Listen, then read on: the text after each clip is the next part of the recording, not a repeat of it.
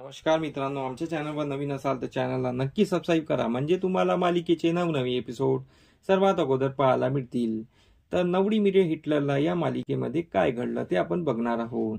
इकडे दुर्गाचा प्लॅन असतो आणि किशोरचाही वेगळा प्लॅन असतो. दुर्गाने यशच्या जागी विक्रांतला उभं करण्याचा प्लॅन केलेला असतो आणि इकडे किशोरने लीलाला खतम करण्याचा प्लॅन केलेला असतो. तो दुर्गाचा प्लॅन ती वर्क करत असते. तिने यशच्या जागी विक्रांतला उभं केलेले असते आणि यशला विक्रांतने बेशुद्ध पाडून एका रूम मध्ये कैद केलेलं असते. तर त्यामुळे यशच्या जागी विक्रांत उभे झालेला असतो. सर्व स्टेजवर येत असतात आणि विक्रांत पण स्टेजवर आलेला असतो, पण कोणाला माहित नसतं की तो यश आहे की विक्रांत. तर इकडे रेवती पण आलेली असतात आणि लग्नाची तयारी झालेली असते आणि तिथे मंत्र म्हणायला सुरुवात झालेली असते. पंडितजी मंत्र म्हणत असतात, सर्व अक्षिदा टाकत असतात. तर अक्षिदा टाकून झाल्यानंतर पंडितजी बोलतात की आता एकमेकाच्या गळ्यात हार टाकावे. तर इकडे असं झालेलं असतं की रेवतीने विक्रांतच्या गळ्यात हार टाकलेला असतो आणि इकडे एजेला भरकटण्याचा प्रयत्न केला असता. एजेला कळालं असतं, म्हणून एजे परत मंडपात आलेला असतो. तर इकडे विक्रांत जेव्हा रेवतीच्या गळ्यात हार टाकत असतो तेव्हा एजेची एंट्री होते. एजेची एंट्री झाल्यानंतर एजे बोलते, हे थांबवा लग्न, आणि पंडितजी थांबा, आता काही लग्न होणार नाही असं ते बोलत असतात. ते मदत आडवे झालेले असतात. तर इकडे लीला बोलते, एजे तुम्ही काय बोलताय, हे लग्न होऊ द्या, खूप इच्छा आहे आमची हे लग्न व्हायची. तर एजे कोणाचं ऐकत नाही. तर इकडे कालिंदी बोलते, अहो तुम्ही माझ्या मुलीच्या सुखाच्या आड का येत आहे, तिचं लग्न होत आहे, होऊ द्या ना, असं ती विनवण्या करत असते. सर्व त्या एजेला विनवण्या करत असते. पण इकडे दुर्गाच्या पायाखालची जमीन खिसकलेली असते, कारण की तिला तर माहित असते की इथे यशच्या जागी विक्रांत असतो.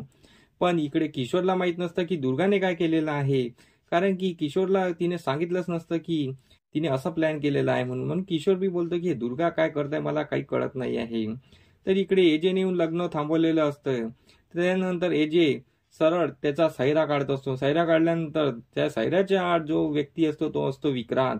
विक्रांतला पाहून सर्वांचे डोळे चकित झालेले असते. सर्व विचारात पडलेस आणि एकदम शॉकीने बघत असतात. पण दुर्गा खाली नजर पाडून बसलेली असते, कारण की तिनेच तो उभा केलेला असतो. यश तर एका रूम मध्ये असतो.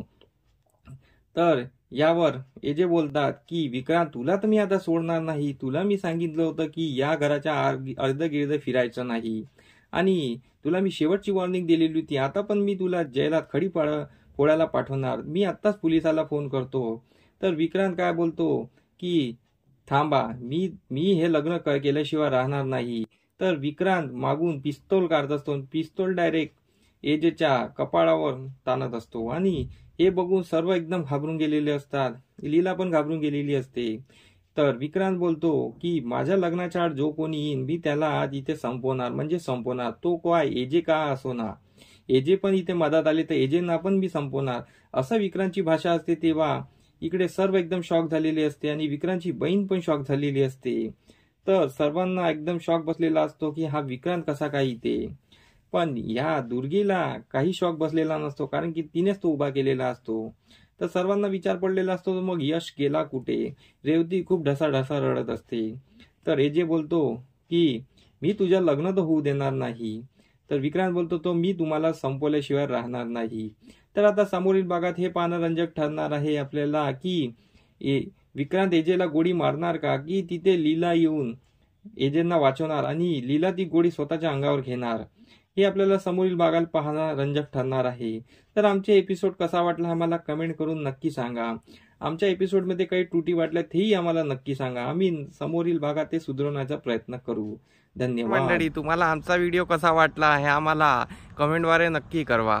तेव्हा आम्ही तुमच्या प्रतिसादाला उत्तर नक्की देऊ आणि आमचे व्हिडिओ बघत राहा. आमचा व्हिडिओ किती छान वाटतो हे आम्हाला कमेंटमध्ये नक्की सांगा.